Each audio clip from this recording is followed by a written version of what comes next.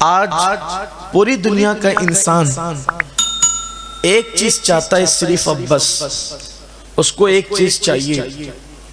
آج لوگوں کے پاس سب ہے لیکن ایک چیز اس کے پاس نہیں ہے، اور ہر بندہ اسی کی تلاش میں ہے۔ عام طور پر میں اسی فکر کے ساتھ گفتگو کرتا ہوں کہ میری گفتگو اہل منبر کے لیے کبھی نہیں ہوتی، بلکہ میں تو اہل منبر کو سبق سنانے کے لیے آتا ہوں۔ عام طور پر میری گفتگو تو آپ ہی لوگوں کے لیے ہوتی ہے، لیکن یہ آج کا عنوان ایسا عنوان ہے کہ اس کی ضرورت اہل منبر کو بھی ہے اور آپ کو بھی ہے، مجھے بھی ہے اور آپ کو بھی ہے۔ ایک چیز کی متلاشی ہے دنیا، کیا عرب والے، کیا عجم والے، کیا مشرق والے، کیا مغرب والے، کیا ایشیا والے، کیا یورپ والے، سب اسی چیز کے متلاشی ہے، اور اس کو آسان زبان میں کہتے ہیں سکون۔ انسان سکون کا متلاشی ہے۔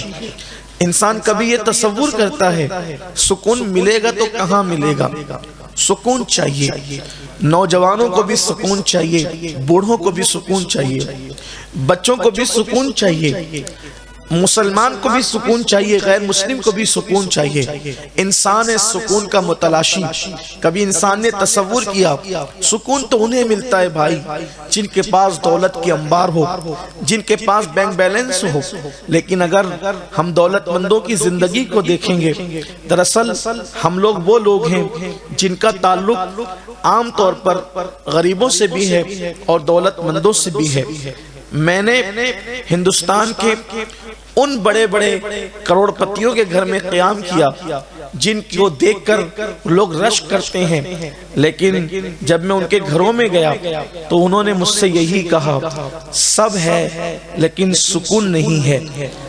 اگر انسان یہ بات سمجھ لے، ایک بات اپنی بات کو آگے بڑھانے سے پہلے یہ کہوں گا کہ دیکھیے، انسان کسی اور کے ظاہر کو دیکھ کر یہ سمجھتا ہے کہ اس کے پاس مجھ سے اچھی چیز ہے، لیکن اگر آپ اس کے دل کی جا کر کے پوچھیں تو پتا چلے گا کہ جو دکھ آپ کے ہیں اس سے کہیں زیادہ دکھ اس کے ہیں جو آپ کو آپ سے اچھا سمجھ میں آ رہا ہے۔ اگر آپ حضرات برا نہیں مانیں اور اہل علم برا نہ منائیں تو مجھے یہاں پر ایک چھوٹا سا آرٹیکل کا خلاصہ پیش کرنا ہے کہ اس وقت سب دکھی ہے، کوئی سکھ میں نہیں ہے، بلکہ یہ کہوں آپ کو کسی ملک کے وزیر اعظم کی زندگی کو لے لیں کہ جو ملک کا وزیر اعظم ہو، کسی ملک کی بات کرتا ہوں، اپنے ملک کی صرف بات نہیں کرتا، کسی ملک کے وزیر کی بات لے لیں، صدر کی بات لے لیں، کپڑے اچھے ہیں، لباس اچھے ہیں، تقریریں گھمنڈ سے بھرپور ہے، لیکن اگر وہ ان کے بستروں پہ لیٹتے ہیں تو جتنی سکون کی نیند فٹ پاتھ پر بستر جو بغیر بستر کے مفلسوں کو اور غریبوں کو آ جاتی ہے، اتنی سکون کی نیند یہ تخت والوں کو نہیں آتی، سیکورٹی میں بھی ان کو موت جو ہے وہ نیند نہیں آتی سکون کی۔ ہر گھڑی خطرہ ہے، ہر گھڑی بے چینی ہے، اور سب کو بے چینی، کسی کو کم کسی کو زیادہ۔ بیٹے باغی ہو گئے ہیں، بیٹے غدار ہو گئے ہیں، بیٹیوں کا باپ بھی بے چین، بیٹوں کا باپ بھی بے چین، اولاد ہے وہ بھی بے چین، اولاد نہیں ہے وہ بھی بے چین، علم والا ہے وہ بھی بے چین، علم نہیں ہے وہ بھی بے چین۔ تو یہ بے چینی کی بلا آئی کہاں سے اور بے چینی کس وجہ سے ہے؟ تو اس کو سمجھنا ہوگا۔ سکون کا متلاشی انسان اگر سکون ڈھونڈنے نکلا ہے تو آؤ، بے چینی کیوں ہوتی ہے، بے قراری کیوں ہوتی ہے، انسان بے چین کیوں ہوتا ہے؟ دراصل بات اتنی ہے، انسان کا وجود دو چیزوں کا مرکب ہے۔ انسان کا وجود، زندہ وجود، دو چیزوں سے ترتیب پاتا ہے، ایک تو خاکی جسم ہے اور ایک تو نوری روح ہے۔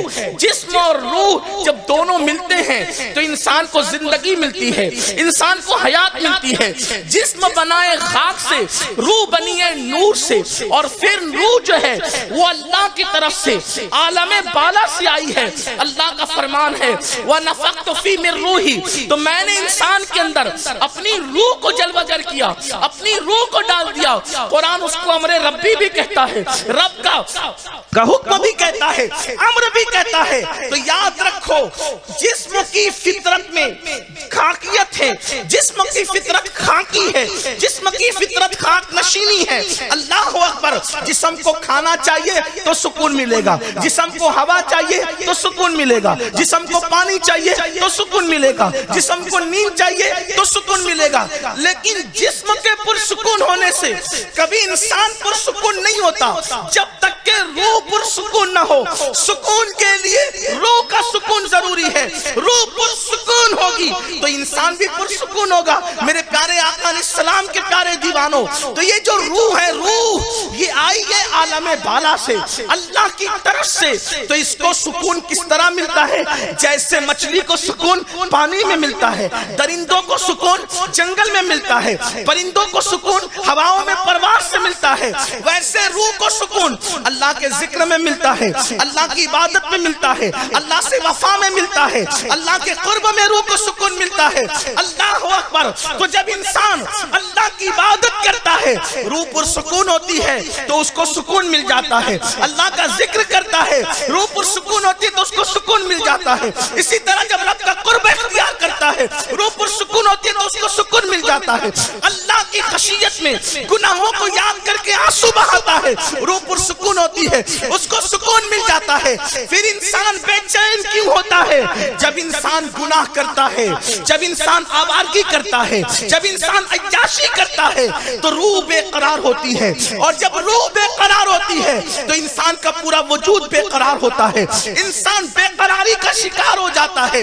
جیسے مچھلی کو اگر پانی سے نکال کر مخملی گدے پر ڈال دیا جائے تو بتاؤ، گدا تو مخمل کا ہے لیکن کیا مچھلی کو سکون مل سکتا ہے؟ مچھلی کو اطمینان مل سکتا ہے؟ نہیں نہیں، مچھلی کی قرارگاہ، مچھلی کی سکون گاہ واللہ اکبر مخملی گدے نہیں ہیں، نرم نرم بستر نہیں ہے، بلکہ مچھلی کے لیے سکون پانی ہی میں ہے۔ اگر آپ پرندے کو نکال کر سونے کے پنجرے میں قید کر دے تو بھی اس کو وہاں سکون نہیں ملے گا، کیونکہ سونے کا پنجرا اس کی جگہ نہیں، کھلی فضاؤں میں پرواز کرنا یہ اس کی جگہ ہے، اس کو سکون وہاں ملے گا۔